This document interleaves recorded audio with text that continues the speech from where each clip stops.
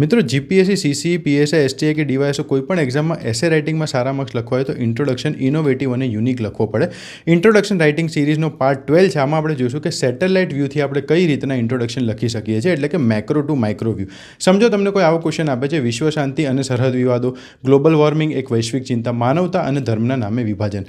શાંતિ માટે આપણે એવું લખી શકીએ, અંતરિક્ષમાંથી પૃથ્વી એક સુંદર, એક સમાન અને વાદળી તબક્કા જેવી દેખાય છે, જ્યાં કોઈ સરહદો નથી, પણ જેવી તમે નીચે આવો છો તે જ માણસો દ્વારા ખેંચાયેલી કાંટાળી તારની લીટીઓ લોહી વહાવતી દેખાય છે. શું આપણે પૃથ્વીને ટુકડાઓમાં વહેંચવા માટે જ આ સર્જાયા છીએ? પર્યાવરણ માટે લખી શકીએ કે સેટેલાઇટ ચિત્રો બતાવે છે કે પૃથ્વીનો લીલો રંગ ધીમે ધીમે સફેદ, બરફ પીળા અને ભૂરો થઈ રહ્યો છે. આ ચિત્ર કોઈ પેઇન્ટિંગ નથી, પણ કુદરતે મોકલેલું ડેન્જર સિગ્નલ છે.